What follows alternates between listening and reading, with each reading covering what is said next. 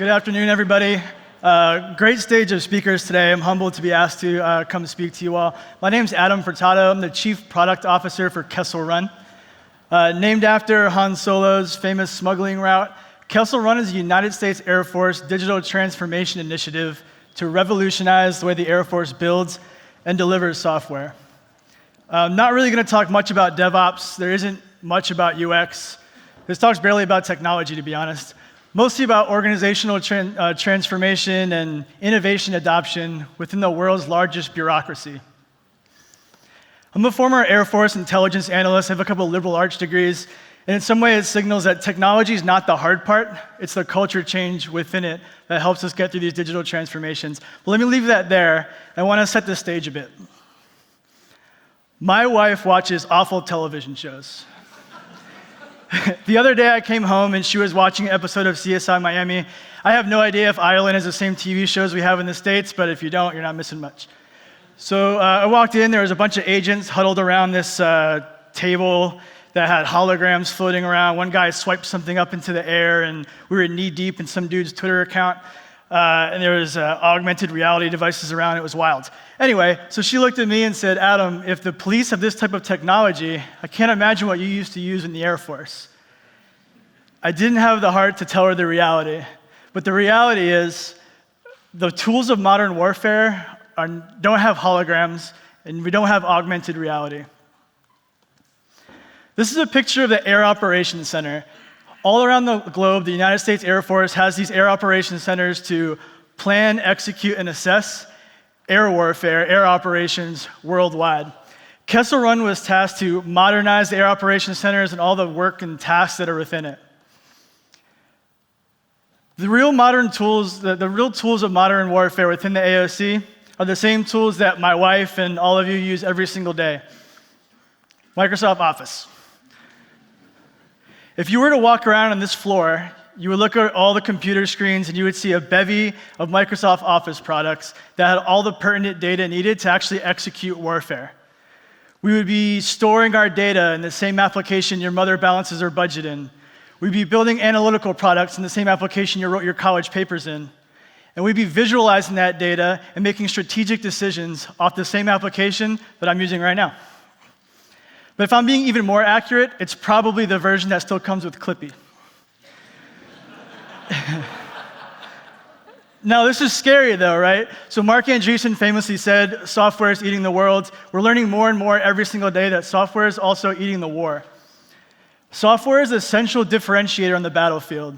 Soon, it's no longer going to matter how many tanks or aircraft or ships you have. It's all going to come down to your software. Whether we like it or not, whether we're prepared for it or not, software is now a weapon of war. And it's important that we cultivate that weapon so we can wield it successfully and responsibly. Now, earlier today, the gentleman from Capital One was up here, and he talked about Capital One being a software company that happens to do banking. We're trying to turn the Air Force into a software company that delivers air power. Don't worry, I'm just going to get lighter. It's not going to be this intense the entire time. I think that the reason we're here is that the Department of Defense's acquisitions community, so the people who are tasked with providing capabilities to our users, have failed for years upon years to deliver meaningful capability at relevant timelines to the people who need it most. And I know that because I used to be one of those users. In 2010, I was deployed out to an air operations center where I had the same capabilities available to me that we still have out in the field today and are still being used today. Not just the same capabilities, but the same versions. We were unable to deliver product into the field. General Mike Holmes, the commander of Air Combat Command, I think says this best. Years of institutional risk aversion have led to the strategic dilemma plaguing us today, replacing our 30-year fleet on a 30-year timeline. And that risk aversion realizes itself in a multitude of ways. We constrain ourselves by these bureaucratic safety nets that we think are to protect us from ourselves, but in reality, they make us less safe because we're not able to adapt to change. We constrain ourselves by treating our software organizations the same way we treat our hardware organizations, the same organizations that build and deliver aircraft and aircraft carriers. And the byproduct of that is you start receiving your software on those same timelines. This picture, I think, epitomizes our plight. This is the process by which the DoD acquires and builds software. or anything. The most interesting part of this slide to me, or maybe the most humorous, maybe the most scary, is in the fine print in the top right corner. It basically says this process is so complex and so convoluted, you couldn't possibly fit it on a two-dimensional diagram. So try navigating that in 12 parsecs or less. The fact is, nobody can navigate it. All of these practices, or all of these things, it's bad practice on top of bad practice, and delivering software in a meaningful timeline becomes an impossibility.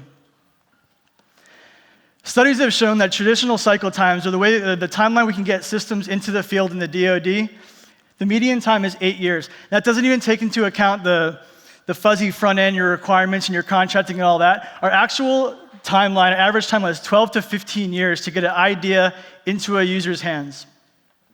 In an actual example of this, the program that set out to modernize the AOC before Kessel Run got involved was 10 years into their development and $500 million into their development and hadn't delivered a single thing to the warfighter. In fact, they were scheduled to deliver in 2020 based on requirements written in 2006.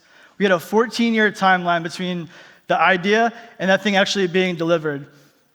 So think about what you knew in 2006, or better yet, what you didn't know. In 2006, the first tweet was sent. 12 years later, we're now sending 6,000 tweets per second. There's no way to know these things. This would be akin to trying to draft up the specs for the iPhone 12 before the first iPhone was even released. Unsurprisingly, other studies have shown that federal IT programs are 96% behind schedule or over budget. 40% never deliver a single thing. Recently, Eric Schmidt of Alphabet and Google fame was testifying before Congress in the state of DoD innovation, and he said that DoD violates every rule of modern product development. We are a literal case study of what not to do. So I know what you're all wondering. If you guys don't know what you're doing, and you're really bad at this, why are you the speaker that's keeping us from getting to the pub for happy hour? Because there's some optimism coming, there's some good news coming. It also, I think, it should mean a lot to say for those of you who live within bureaucratic organizations or highly regulated industries, if the DoD can do any kind of digital transformation, any one of you can as well. Even General Holmes' quote actually continued and added some optimism. He said, "This dilemma also provides us an opportunity."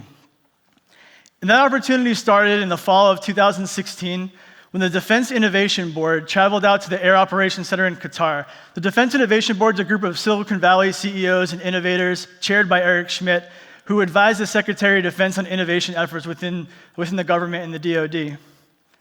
They were traveling around the AOC to learn how we execute air warfare. Unlike commercial airliners and aircraft, the United States Air Force, we refuel our aircraft in midair, high altitudes, super fast, and it's super complicated to plan. There are only a certain amount of tanker aircraft. There are a bunch of aircraft, flying aircraft that need it.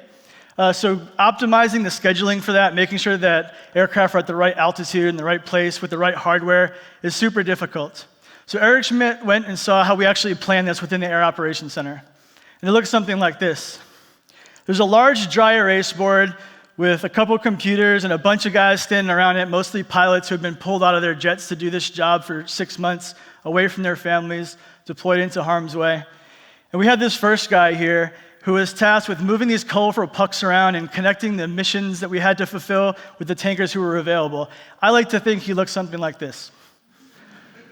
So as he's working through this plan, he starts shouting across the room at a guy they call the gonker. I like to think he looks something like this. He's putting all this information into Microsoft Excel. There's some macros and scripts in there somewhere, but he's largely doing all of this in his head due to his background, trying to make sure that we have enough fuel to fulfill all those missions. He's basically beautiful minding it, right? When he feels comfortable with his plan, he yells across the room to somebody else that they call the thumper. He looks like this. He's taking that plan and he's manually inputting all this information into our legacy 14-year-old monolith because it's the only way that we can get this data into the jets who actually need it. Eric Schmidt called, that's them happy. So they had this down to a science, but the thing they didn't account for was change, right? If there are major changes, they had two options. They could either erase the whiteboard, start all over again. This takes about an entire shift to do. Or they could send up another tanker. And they could make sure we were covering those missions with another aircraft. And this led to an incredible amount of inefficiency, which Eric Schmidt called the most ridiculous thing he'd ever seen. So this was the first project that Kessel Run was tasked with actually tackling. The problem was at the time, there were just a few of us who were like tired of the status quo, wanted to do something new, but we had no idea what we were doing.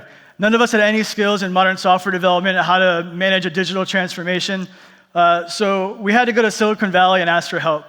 We partnered with a company called Pivotal and Pivotal Labs to not only help us build a cloud-native platform for us to actually deliver capability to our warfighters, but teach us how to change the way we thought about product and the way we thought about our organization. We sent a small group of active duty Air Force members to their office, their lab in San Francisco to embed there. These were guys who we saw had a growth mindset, some rebellion in them. We thought that starting small with this little product was enough to keep us under the radar and just see if something like this could work within the government.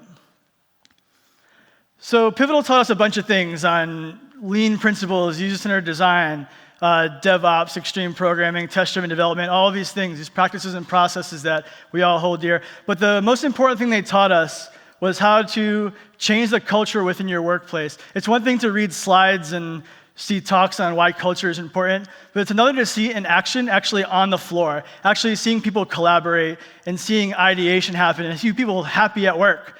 I have colleagues at work that have been in government IT for over a decade and never seen anything actually reach the user, never even be fielded. Imagine spending 10 years of your life and never seeing any value actually get to the place that it needs to get to. So about a few months later, we released a minimum viable product into the user's hands. We basically digitized the whiteboard process that they were using already with a lot of data validation in the back end to make sure that we were helping them validate the amount of fuel and all that and try to find some efficiencies.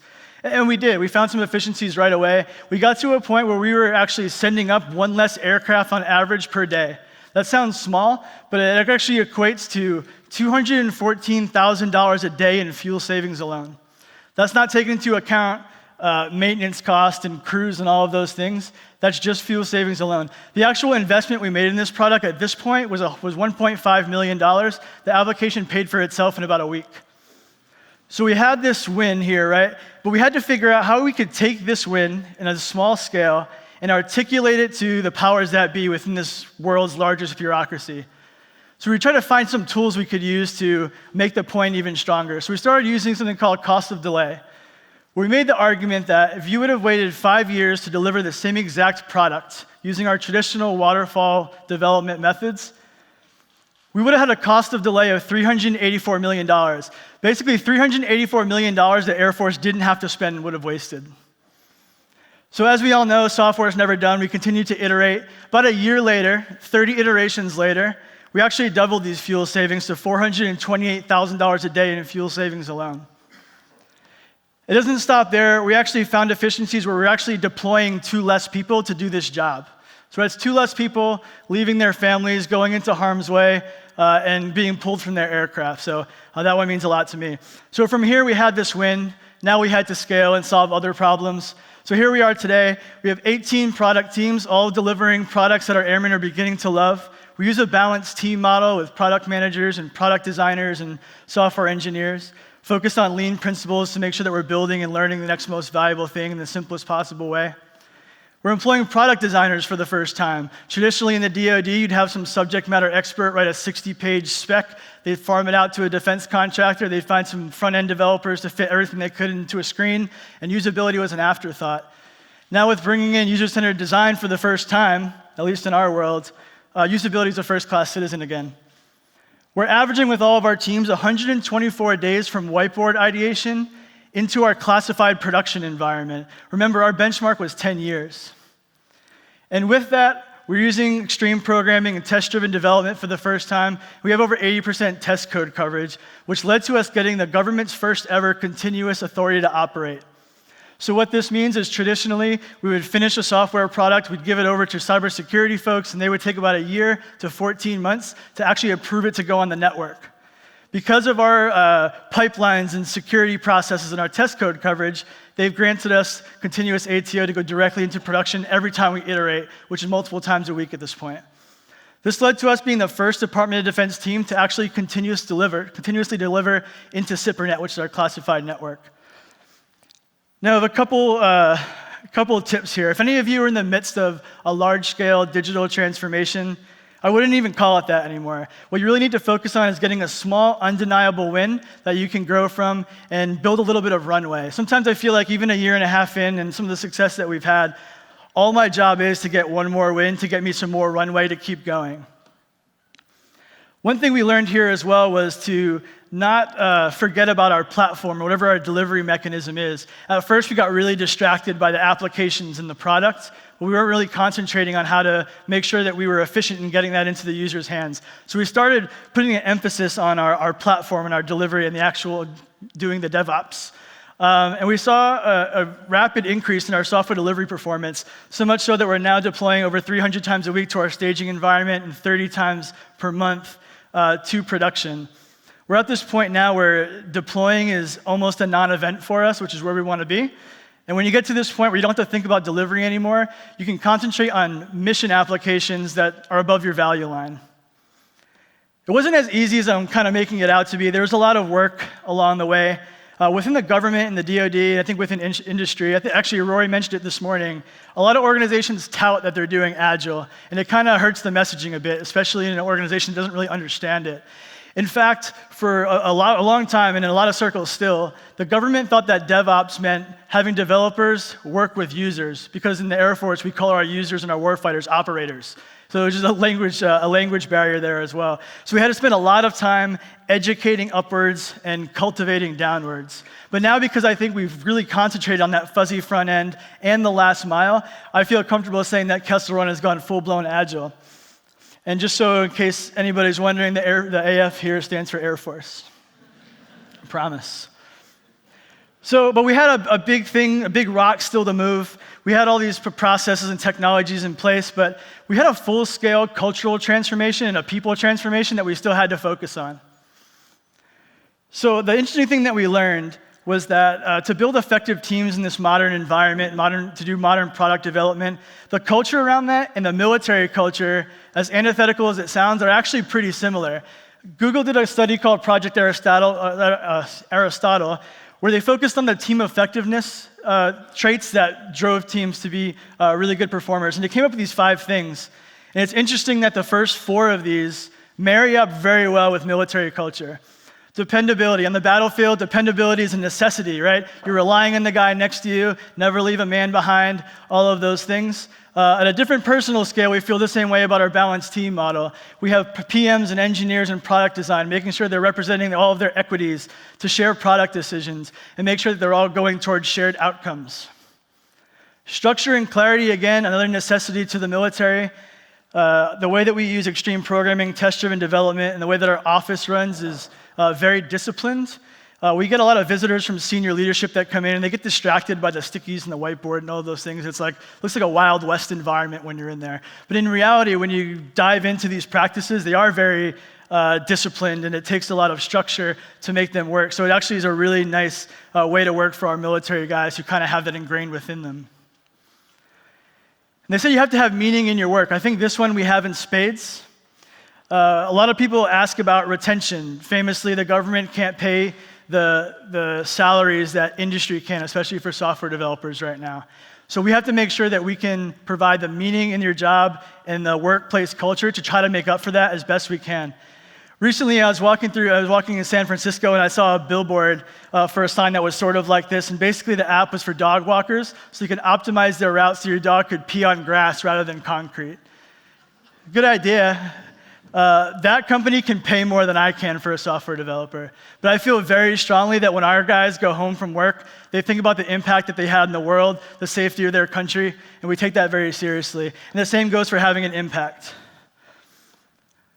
So if we think about what a warfighter is, they're people who are deployed away, who are putting their country on their back and making sacrifices. While there's different levels of that, I like to think of our guys as the modern warfighter.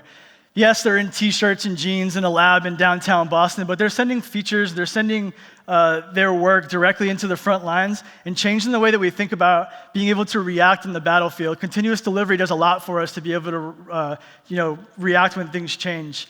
And they're having a significant impact. But the interesting one is this last one, this idea of psychological safety. This is the one that we don't have at all, right? The military is based on this hierarchical, top-down leadership, which is imperative to war fighting and to being successful on the battlefield. Really bad way to build really good products. In fact, having uniforms, the whole idea behind them is to strip away your individuality, when in reality, that individuality is what we need to solve complex problems in a creative way. So how have we combat this within Kessel Run? A few ways. One, we got rid of the uniforms, we got rid of the ranks, everybody talks on a first name basis.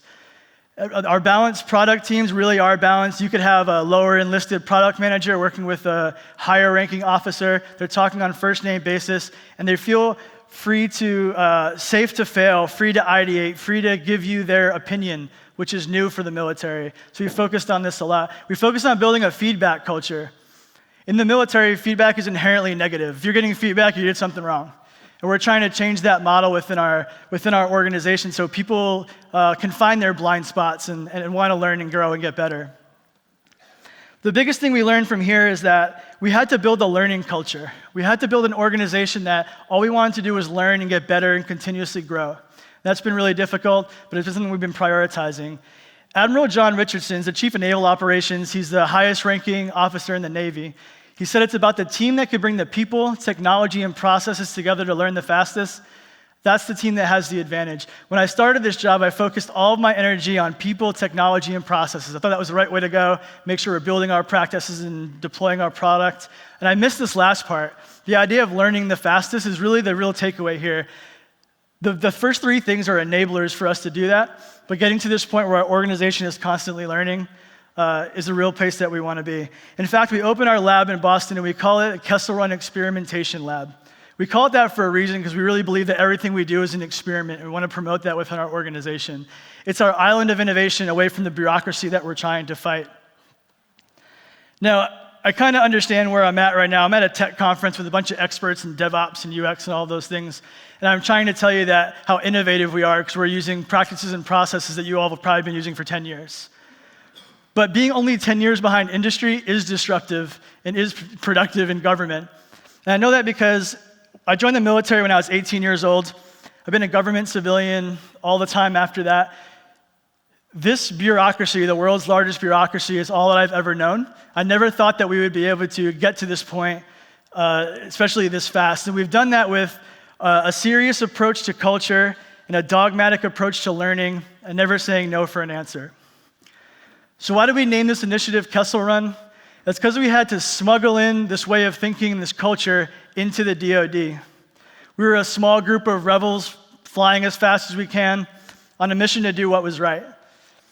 So the difference is, in Star Wars, we're 7, 8 movies in, the alliance is in shambles, there's no hope in sight.